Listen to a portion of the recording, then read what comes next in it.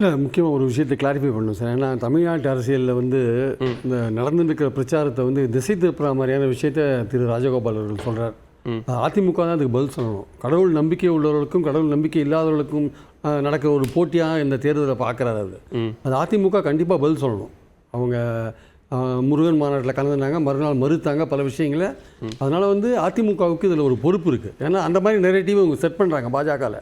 அது இங்கே அரசியல் பிரச்சனைகள் ஏராளமாக இருக்குது, வாழ்வாதார பிரச்சனைகள் நிறையா இருக்குது, ஆளும் கவர்மெண்ட்டை பற்றி பிரச்சனைகளும் நிறையா இருக்குது, எதிர்கட்சிகளை பற்றி பேசுகிறதுக்கும் நிறையா இருக்குது. அதெல்லாம் விட்டுட்டு கடவுள் நம்பிக்கை உள்ளவங்களுக்கும் கடவுள் நம்பிக்கை இல்லாதவங்களுக்கும் நடக்கிற தேர்தல்னால் இது ரொம்ப திசை திருப்புற ஒரு விஷயமா இருக்குது. இதை நான் கடுமையாக கண்டிக்கிறேன் ஆக்சுவலாக. ஏன்னா இங்கே வேறு பல விஷயங்கள் இருக்குது. அதிமுக தான் இனிமேல் இதை எடுத்துக்கணும்.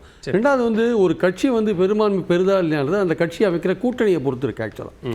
ஒரு பலமான கூட்டணி அமைச்சாங்கன்னா அது வந்து கூட்டணிக்கு தலைமை தாங்குகிற கட்சி ஒரு பெரும்பான்மை பெறுவதற்கான வாய்ப்பு இருக்குது. அந்த தேர்தல் நேரத்தில் இருக்கிற சூழல்கள் ஆளுங்கட்சிக்கு எதிராக எப்போதுமே ஒரு ஆன்டி இன்கம்பன்சி இருக்க தான் செய்யும். ஓகே, அந்த ஆன்டி இன்கம்பன்சியாக எப்படி அவங்க ப்ரோ இன்கம்பன்சியாக மாற்றுறாங்கன்றதான் இப்போது வீட்டுக்கு வீடு போய் அவங்க வந்து உங்களுடன் ஸ்டாலின் சொல்கிறாங்க, அப்புறம் ஒரு ஓரணியில் திரள்வோம்னு சொல்கிறாங்க, அவங்களுடைய சாதனைகள்லாம் சொல்கிறாங்க, வெல்ஃபேர் ஸ்கீம்ஸ்லாம் சொல்கிறாங்க, அவங்க முயற்சிகளை அவங்க மேற்கொள்கிறாங்க. இவங்க செய்யாத பல சாதனைகள், செய்யாத பல உறுதிமொழிகளை எடப்பாடி அவர்கள் பிரச்சாரத்தில் சொல்றாங்க. திரு கல்யாண சுந்தரம் கேள்விக்குள்ளாக்குறார். நீங்க 4.5 ஆண்டுகளில் செய்யாததை நீங்க ஏன் இப்பதான் முன்னெடுக்க வேண்டிய, தேர்தல் வரும்போது தான் அதை முன்னெடுக்க வேண்டிய தேவை வந்துச்சா அப்படின்னு கேட்குறாங்க. எல்லாருமே பண்ணுவாங்க சார். பீகாரில் நடக்கிறத பாருங்க. பீகாரில் நிதிஷ்குமார் என்னென்ன டெய்லி ஒரு கன்சல்டன் போயிட்டு இருக்காங்க. அது எல்லாருமே பண்ணுவாங்க. அதிமுக ஆட்சியிலையும் பண்ணுவாங்க. ஏன் கடைசியில் தேர்தல் அனௌன்ஸ் பண்ணுறதுக்கு 1 மணி நேரம் முன்னாடி எதுக்கு எடப்பாடி 10.5 கொடுத்தாரு? ஏன் கொடுத்தாரு? அதுவும் ஒரு பொலிட்டிக்கல் மூவ் தானே சார். ஸோ அதனால் எல்லாமே எல்லா ஆட்சியும் பண்ணுவாங்க. அதுவும் நான் தப்பெல்லாம் அதில் குறையெல்லாம் காணலை.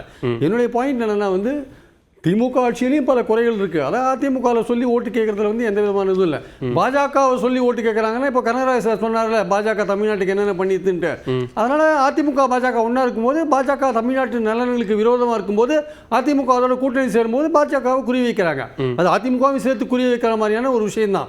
சப்போஸ் நாளைக்கு பாஜக கூட்டணியிலேருந்து அதிமுக வந்துருத்து வச்சுக்கோங்க, அப்போ டிஎம்கேவுடைய குறி வந்து நேராக ஸ்ட்ரைட்டாகவே அதிமுக மேலே தான் இருக்கும். அவங்களுடைய பழைய ஆட்சி ஜெயலலிதா அதெல்லாம் அவங்க ஆரம்பிப்பாங்க.